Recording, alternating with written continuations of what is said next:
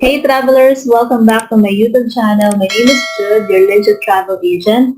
Kung ikaw ay naghahanap ng isang legit travel agent dahil ayaw ma-stress kung ikaw ay mag-self-booking, lalong-lalo na kung hindi ka masyadong techy at nagkaroon ng changes sa iyong flight and then hindi mo alam kung paano siya i-fix or kung paano siya i-rebook, then message me sa aking Facebook Travel and Tours page because I am very much willing to assist you. I'll just put the link in the description below this video para madali mo lang mapuntahan yung aking page. And sa lahat ng mga naghahanap ng tour package, meron akong Pamigin tour package, Bohol tour package, at marami pang available na tour package, lalong-lalo na ngayon na summer na, masarap mag-beach. Just let me know your preferred travel date at kung ilang days and nights at number of persons para magawan kita ng quotation. And meron din akong travel insurance policy. Lalong-lalo na sa mga mag-travel international, required ito. And meron din akong ferry tickets, like to go, and ocean jet. So again, message me in my Facebook Travel and Tours page. So today's video, I'm just gonna show you on how to do, how to check in here in KoreanAir.com. So first, go to KoreanAir.com. And here, this is their website. So just click check in and then enter booking reference number or ticket number.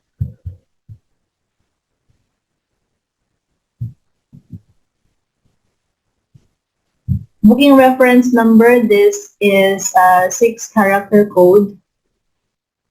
Enter your departure date, last name, and first and middle name. And click search. Check in. Okay. So, check-in complete na pala ito, guys.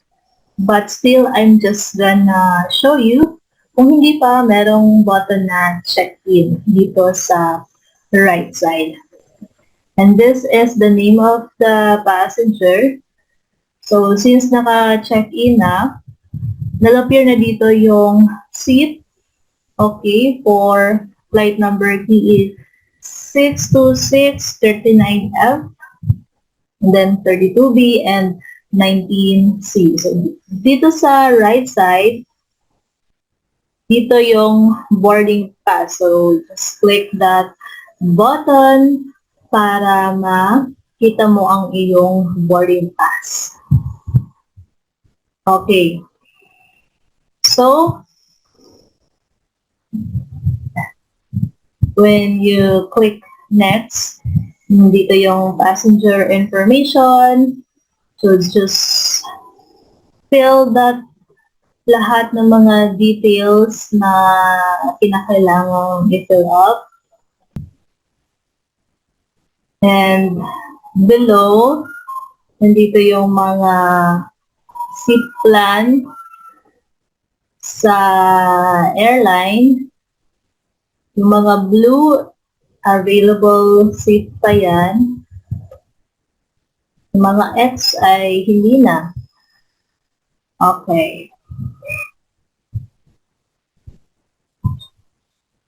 And this is now the boarding pass. Please exchange it with a boarding pass at the airport counter no later than 1 hour prior to departure. So, hindi pwede itong gamitin pala. So, pwede mo itong papalitan ng physical copy of your boarding pass. Okay. So, sa boarding pass, you can send boarding pass to your email or print. If you choose send, then just enter your email address and then click send email.